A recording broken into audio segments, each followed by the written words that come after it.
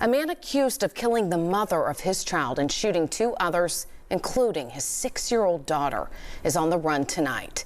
At this hour, the Tunica County Sheriff's Office says they're looking for Markello Braxton. Robinsonville, Mississippi, July 11th, 2025. A Friday evening that would rip a family apart in the span of minutes. 3 people shot, 1 dead at the scene, a 6-year-old girl airlifted to the hospital with bullet wounds, a 24-year-old man bleeding out barely conscious, and the shooter? Gone. But here's what makes this case different from every other shooting you've heard about. The man who did this wasn't a stranger. He wasn't some random intruder or a rival from the streets. He was the father. The same man who smiled in family photos, celebrated birthdays, and promised to protect them. Instead, he became their worst nightmare. Nykeria Jude, 30 years old, was pronounced dead before the ambulance even arrived. Her daughter, Marlasia, was rushed to Le Bonheur Children's Hospital with gunshot wounds. Marcavius Young, the shooter's own son, was fighting to survive at Regional 1 Hospital. And the man responsible for all of it? Markello Braxton, 41 years old, had disappeared into the darkness with a loaded gun. For 4 days, law enforcement tore through Tunica County searching for him. Helicopters circled overhead. Canine units tracked his scent. U.S. Marshals joined the hunt.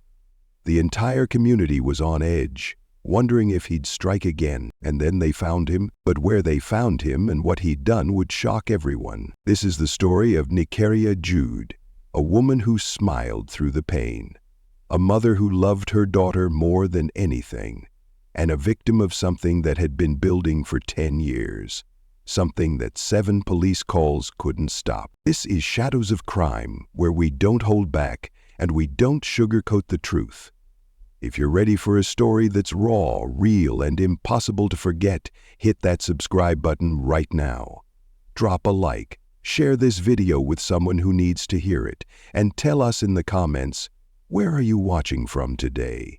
Let's build this community together. Now let's get into what really happened.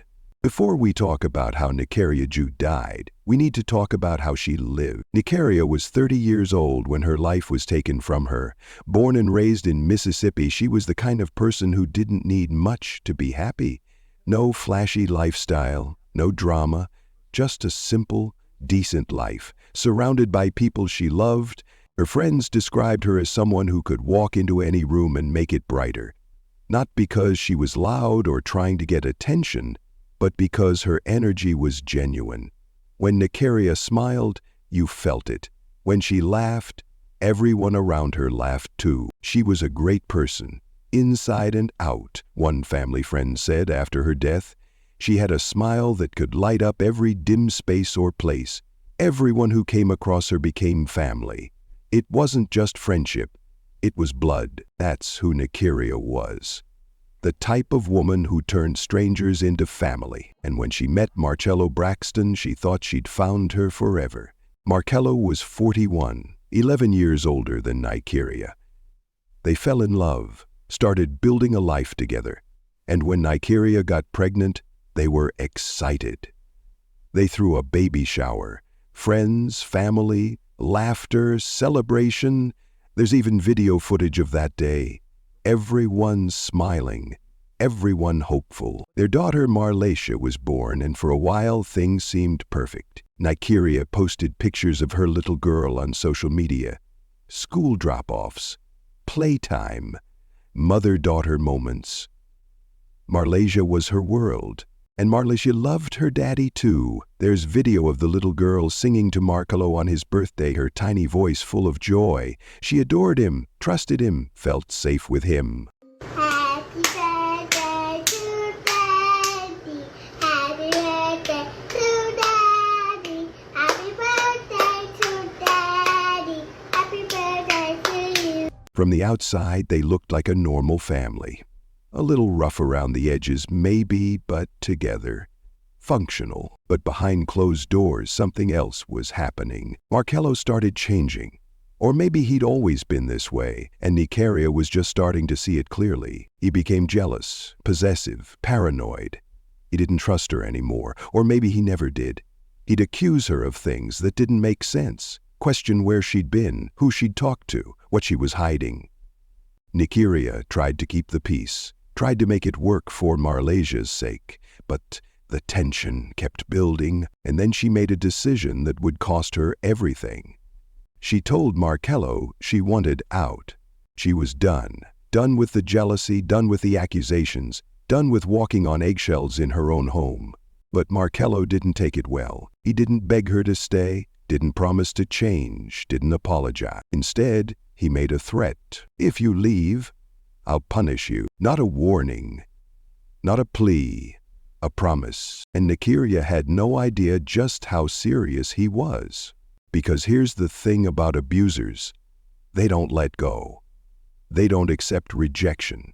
And when they feel like they're losing control, they do whatever it takes to get it back, even if it means destroying everything. Nykeria stayed.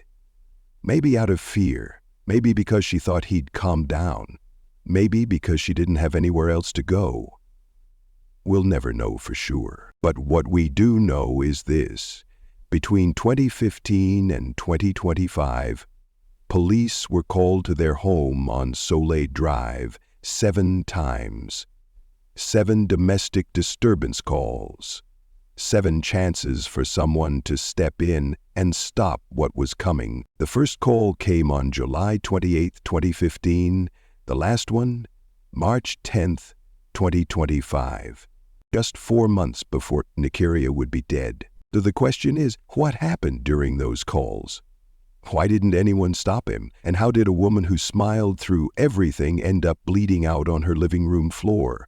Let's talk about those 7 calls. 7 times. 7 times between July 2015 and March 2025, someone called the police about what was happening inside that house on Soleil Drive.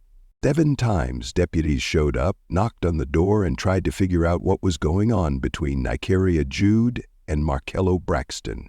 7 times they left without making an arrest that would stick. And 4 months after that 7th call, Nykeria was dead. So what happened during those visits? What did the deputies see? What did Nykeria tell them? The truth is, we don't have all the details. Domestic disturbance reports aren't always made public, especially when no charges are filed.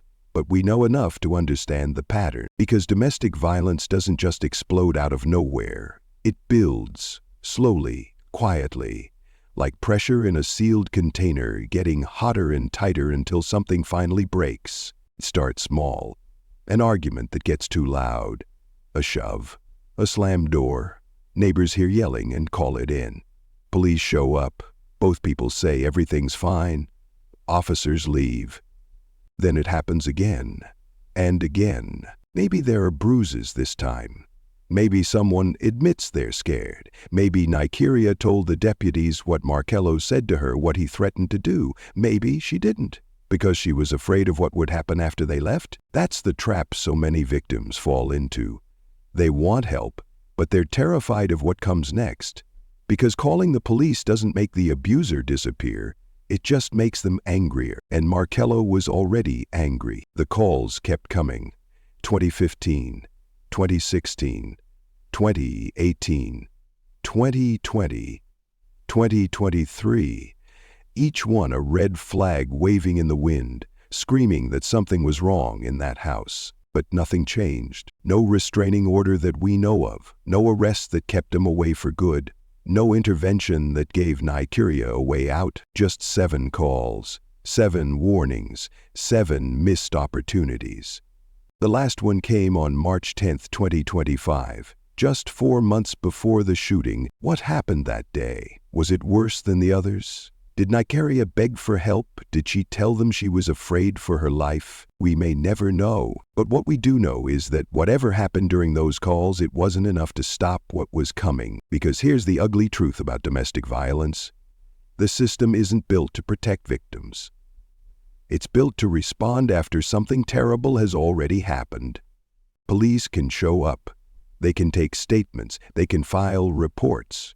But unless the victim presses charges, unless there's visible evidence of a crime, unless someone is willing to testify in court, the abuser walks free. And even when charges are filed, even when there's a restraining order, even when the victim does everything right, sometimes it still doesn't matter because abusers don't follow the rules.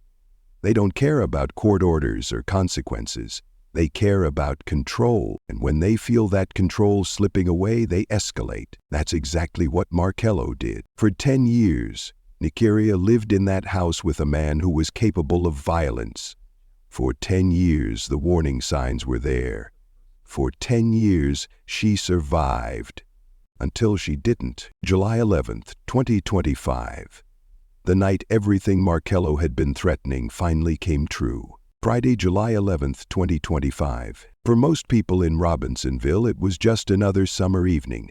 The sun was setting, families were winding down, kids were playing outside before bedtime. But inside the house on Soleil Drive, something was about to go horribly wrong. We don't know exactly what triggered Markello that night. Maybe she said something he didn't like. Maybe she looked at her phone the wrong way. Maybe she mentioned leaving again. Or maybe it was nothing at all. Just another excuse for him to do what he'd been planning all along. Because men like Markello don't need a reason. They just need an opportunity. Around 7:06 p.m., neighbors heard what sounded like fireworks. Pop, pop, pop. But it wasn't fireworks. It was gunfire. 3 shots. 3 victims. 3 lives changed forever in the time it takes to blink. Inside that house, chaos erupted. Screaming, blood, panic. Nykeria Jude was hit multiple times. She collapsed where she stood, her body crumpling to the floor. There was no time to run, no time to fight back, no time to say goodbye to her daughter. Marlacia, just 6 years old, was shot too. Her own father, the man she sang happy birthday to, the man she trusted more than anyone, put a bullet in his own child. And it didn't stop there. Marquavius Young, Markello's 24-year-old son from another relationship, was also in the house. He took a bullet too. Whether he tried to intervene or was just in the wrong place at the wrong time, we don't know. But Markello didn't hesitate. He shot his own son. Then he ran. Neighbors were already dialing 911. The calls flooded in. Shots fired, people screaming, someone's hurt bad. Deputies from the Tunica County Sheriff's Office arrived within minutes. They rushed inside, not knowing if the shooter was still there, not knowing if more shots were coming. What they found was a nightmare. Nicaria was on the ground, unresponsive, blood pooled around her. The deputies checked for a pulse, tried to get her breathing, but it was too late. She was gone. 30 years old, a mother, a daughter, a friend, dead on her living room floor. Marlacia was conscious, but barely.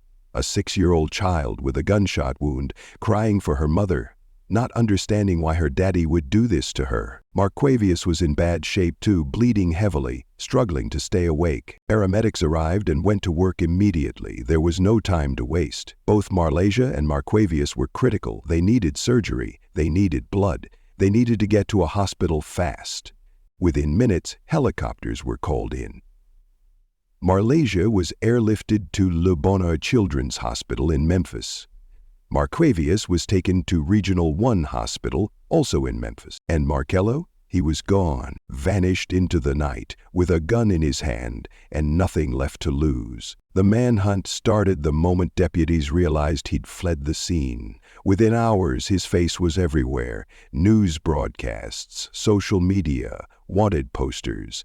The message was clear. If you see this man, do not engage. Call 911 immediately. Law enforcement pulled out every resource they had. The Tunica County Sheriff's Office coordinated with the U.S. Marshals Service. Helicopters swept the area from above, scanning fields and back roads with thermal imaging. Canine units tracked his scent through neighborhoods and wooded areas.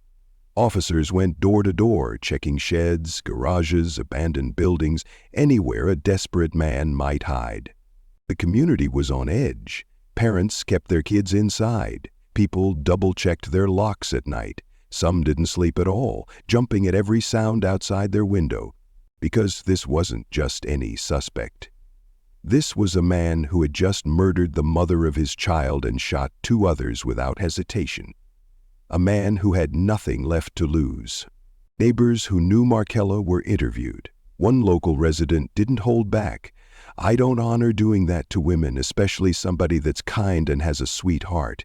He's a coward." Tips poured in. Every sighting, every suspicious vehicle, every person matching his description was investigated. But none of them led anywhere. Days passed. Saturday, Sunday, Monday. Where was he? How could someone just disappear like that? Some thought he'd fled to Memphis, just 30 minutes north. Others believed he'd crossed state lines into Arkansas or Tennessee. Maybe he had help. Maybe he was already hundreds of miles away.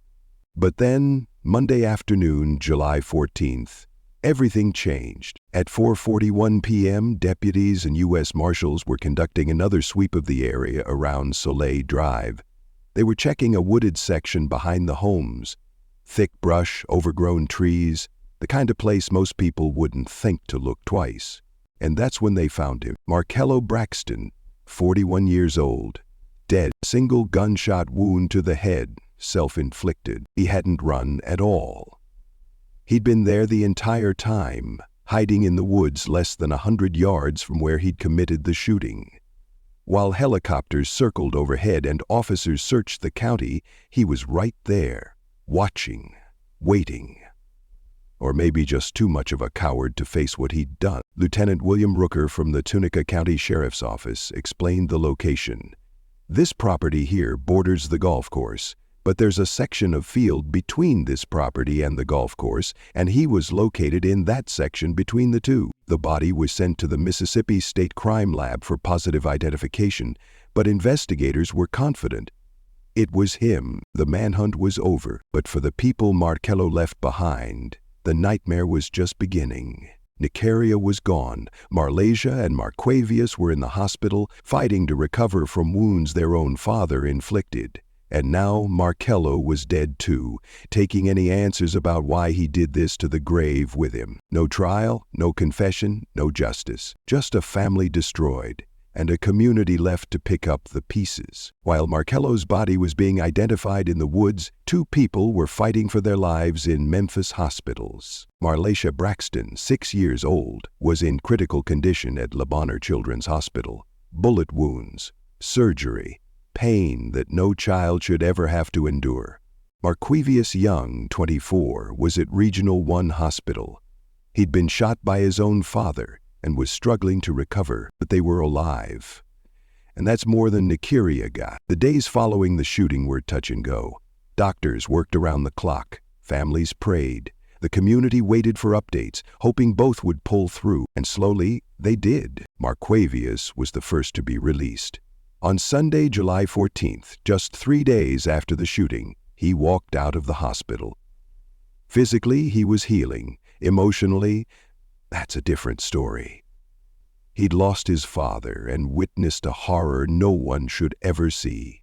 Then came Tuesday, July 15th, the day Marlasia was finally strong enough to go home. But this wasn't just a quiet hospital discharge. What happened next was something the community would never forget. The Tunica County Sheriff's Office organized something special. They wanted Marlasia to know she wasn't alone, that she was loved, that the blue lights and sirens she'd remember from that terrible night could also represent something good. So they gave her an escort, not just one patrol car, not just a couple of deputies, a full law enforcement procession. Deputies from Tunica County, Shelby County, DeSoto County, and Coahoma County all came together. Patrol cars lined up outside Le Bonheur Children's Hospital, lights flashing, engines revving. The convoy stretched across 4 counties. As Marlasia and her grandparents crossed from one county into the next, a new set of deputies would take over, ensuring she was protected every mile of the way. Sheriff Casey Hamp released a statement that hit everyone right in the chest. After being injured in a shooting, one brave little girl received a special escort home, not just for safety but for healing. Officers wanted the blue lights this little girl remembered to be happy ones. We gave her a full police escort, making sure the blue lights she remembers aren't tied to tragedy, but to love, strength, and support. Because every child deserves to feel safe.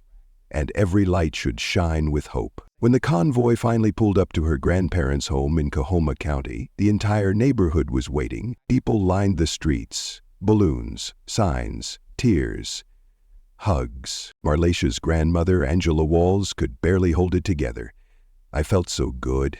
Made me want to cry for all the love they showed right here around my house. Marlacia was home. Safe. Surrounded by people who would protect her.